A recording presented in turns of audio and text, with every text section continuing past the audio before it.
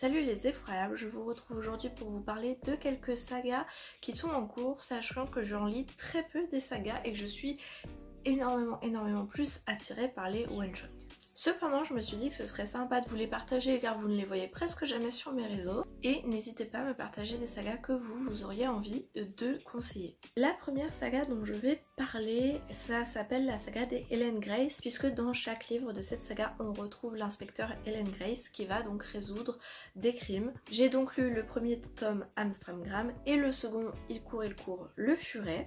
Ici, on est sur des romans policiers qui mettent, en tout cas pour les deux premiers tomes, énormément en avant la femme et c'est un aspect que j'ai plutôt apprécié. Donc ici on peut donc retrouver de nombreux personnages féminins, que ce soit dans la police, dans les criminels et dans l'entourage des personnages, donc c'était assez intéressant. J'ai aimé suivre le personnage d'Ellen Grace dans ces deux tomes parce qu'il est assez particulier, il est assez complexe, on sent qu'elle a un vécu compliqué derrière et on a envie de le découvrir, on a envie de continuer à la suivre et de la voir évoluer surtout parce qu'elle a des lacunes à combler dans son comportement, elle est assez froide et son comportement peut être blessant pour autrui et ça il faut qu'elle apprenne à le gérer. Elle met aussi souvent en danger son entourage bien que ce ne soit pas volontaire, bon voilà quand même. La chose aussi que j'ai beaucoup aimé dans cette saga, c'est l'ambiance qui est très sombre, on est dans les bas-fonds de la ville, on est dans des lieux qui sont pas du tout attrayants et les crimes sont horribles, les motivations sont terribles et souvent les criminels remettent en question la société, son ordre, sa manière d'être, etc., etc. Du coup c'est assez intéressant à lire, je vous le conseille tout à fait. Je pense que c'est une saga que je ne terminerai jamais puisqu'elle est encore en cours d'écriture aujourd'hui. Je crois qu'il y en a encore un qui est sorti en 2023. Donc l'auteur va peut-être pas s'arrêter maintenant. L'auteur qui est M.J. Harledge, je ne l'avais pas dit. Mais en tout cas c'est assez intéressant, les tomes sont plus ou moins gros, je sais qu'il y en a des tout petits et ce qui est rigolo c'est que à chaque fois les titres c'est des titres de comptines. On a Au feu les pompiers je crois aussi et encore tant d'autres. Du coup si ça vous intéresse n'hésitez pas à y aller. Une seconde saga dont je vais vous parler, et bien c'est les Ça de Stephen King. Donc moi j'ai la vieille édition, donc j'ai le tome 1 et 2 et dans la vieille édition il y a un troisième tome que je ne me suis pas encore procuré sur Vinted. Que dire sur ça de Stephen King? Je pense que vous connaissez les films, si vous ne les avez pas vus je fais un débrief rapide. C'est une bande d'enfants dans la ville de Derry qui vont être confrontés à une entité qui prend la forme d'un clown et qui se nourrit de la peur des enfants et donc qui pour ça va en tuer un bon nombre et donc tous les 27 ans la créature revient pour se repaître d'enfants. Et donc pour ceux qui ont vu les films, dans le film on a quand même principalement dans le film 1, que ce soit l'ancienne ou la nouvelle version, le point de vue des enfants et dans le film 2 on est principalement basé du point de vue de ces mêmes enfants une fois adultes qui reviennent pour combattre le clown de nouveau. Dans le roman c'est bien plus mélangé que ça, on n'a pas un tome qui est plus enfant plus adulte, on a quand même globalement un retour avant-arrière assez régulier. Et j'ai beaucoup aimé parce que encore une fois quand on parle des adaptations de King, beaucoup plus de détails dans le roman.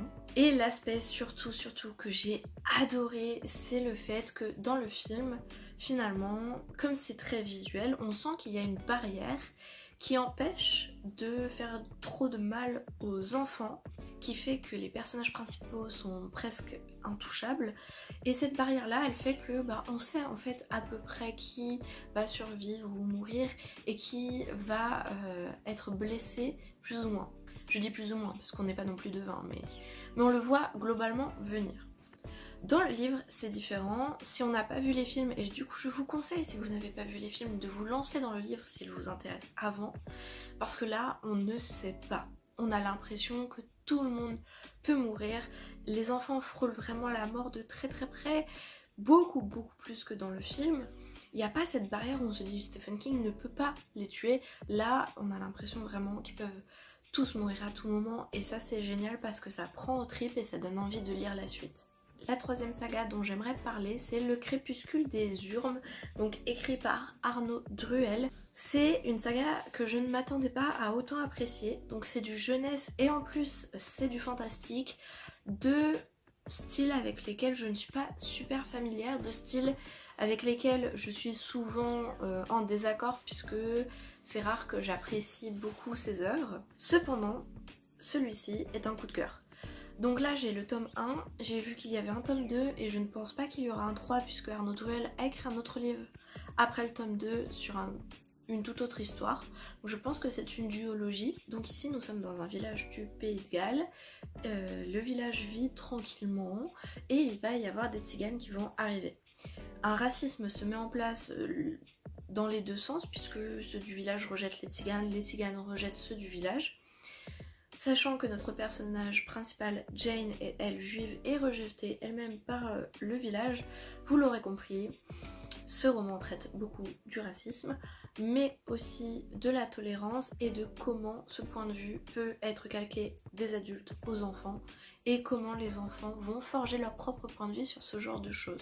J'ai trouvé que ce côté-là était très intéressant, très bien traité. Mais on a aussi du fantastique puisque Jane, notre héroïne, quand elle était jeune, son frère a été enlevé, a disparu et on ne sait pas qui a fait ça, on ne sait pas ce qu'est devenu son petit frère. En tous les cas, aujourd'hui, elle se demande encore où il est. Et un jour, le village va se faire attaquer par des forces sombres qui sont très dangereuses et qui tuent sans vergogne. Donc Jane et ses amis, accompagnés d'un jeune tzigane avec qui elle s'est liée d'amitié, vont s'en aller et essayer de comprendre ce qu'il se passe, de survivre, et elle va se remettre en quête de son petit frère puisqu'elle a le pressentiment qu'il est lié à tout ça. C'était assez intéressant de suivre le groupe d'amis, même si pour moi c'est pas un sans faute puisque j'ai trouvé qu'ils s'éloignaient à un moment donné beaucoup trop de leur quête, comme si la quête ne comptait plus du tout, comme s'ils l'avaient oubliée. C'est un aspect qui m'a un peu gênée, j'avoue. Je ne vais pas passer 3 heures sur ce livre puisque je vous en ai déjà parlé, mais voilà, comme c'est une des sagas que j'ai beaucoup appréciée et que je compte continuer, il était important que je passe dessus et puis cette couverture est magnifique. Je vous parle maintenant d'une des sagas coup de cœur pour moi depuis que je suis toute jeune, c'est King's Game. Donc King's Game, ici on est sur donc le jeu du roi qui est assez meurtrier puisque on retrouve dans une classe d'adolescents un jeu qui va se mettre en place, on ne sait pas qui fait ça et c'est ça qui est intéressant et qu'on découvre en fait au fil de la saga. Les jeunes du coup reçoivent un message, tous le même message sur leur portable, ils ont un gage à faire et s'ils ne le font pas, ils meurent. Les gages sont au début assez mignons entre guillemets, par exemple embrasser quelqu'un, mais vont devenir de plus en plus tordus. Il va falloir sacrifier un membre, sacrifier quelqu'un, des choses qui vont devenir de plus en plus glauques finalement et ils vont finir par s'entretuer. Ici on est sur une saga qui est très sombre mais qui est géniale. Je l'ai adorée quand j'étais jeune en lisant les mangas, c'est comme ça que je l'ai découverte. Et je relis les romans, ça me replonge totalement dans l'ambiance et j'adore ça. Ce qui est assez intéressant, c'est que donc ce tome-là était le premier écrit, mais l'auteur ensuite a écrit King's Game Origin où il explique la première version du jeu. Et en fait, si on reprend Origin et ensuite celui-ci, on va voir petit à petit comment se transmettent finalement les jeux et comment ça se passe de génération en génération. C'est donc une saga jeunesse qui est pourtant extrêmement gore, il y a des scènes, je pense que certaines personnes auraient du mal. C'est vraiment super intéressant sur le côté psychologique, on voit que la haine peut détruire des gens, peut les rendre vraiment extrêmement mauvais. On voit les influences du jeu sur les survivants, je ne vous en dis pas plus mais c'est terrible. Et c'est une saga qui m'a remplie d'émotions puisqu'il y a des moments extrêmement tristes.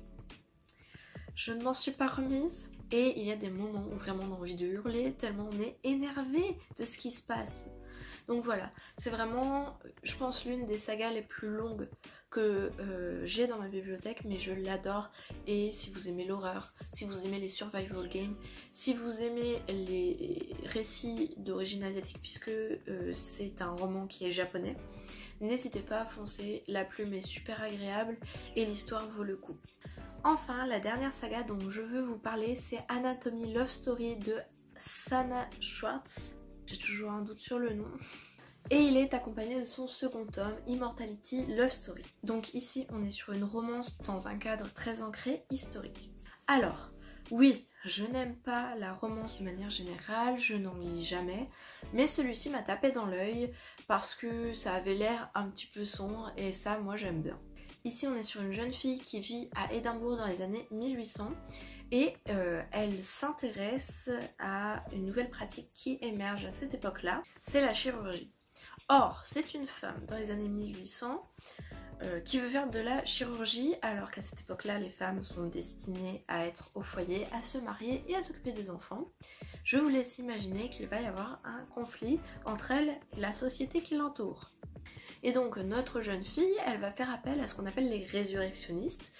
C'est un métier illégal qui naît à l'époque puisque pour pratiquer la chirurgie il faut des corps et donc les médecins payent ces gens-là pour aller déterrer et leur ramener des corps. Ils vont tomber progressivement amoureux. Ce qui est intéressant, c'est qu'on voit qu'Azel, elle en veut puisqu'en fait elle va se déguiser en homme pour rentrer dans une école de chirurgie et pour apprendre. Quand elle se fait démasquer, elle passe un pacte avec le directeur.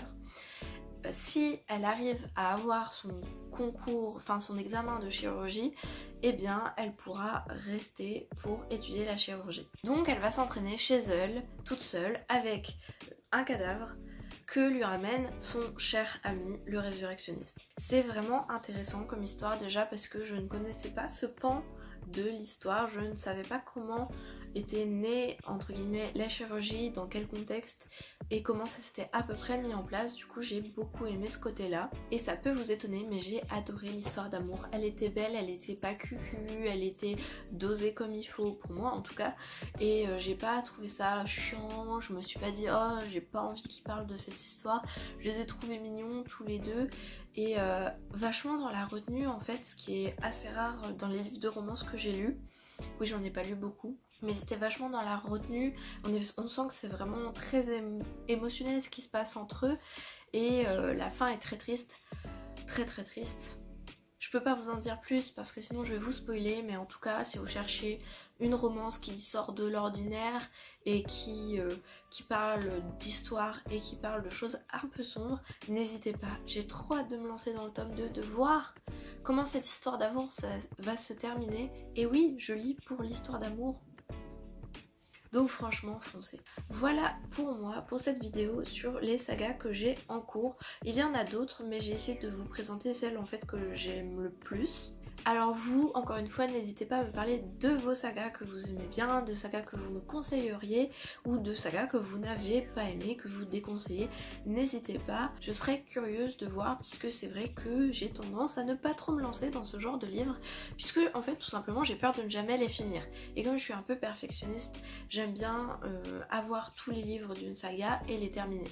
Or, souvent, quand on se lance dans une saga, ça met longtemps à se terminer. Donc voilà, je vous remercie beaucoup d'avoir regardé cette vidéo. J'espère qu'elle vous a plu. N'hésitez pas à liker et à commenter. Je vous dis à la prochaine les effroyables.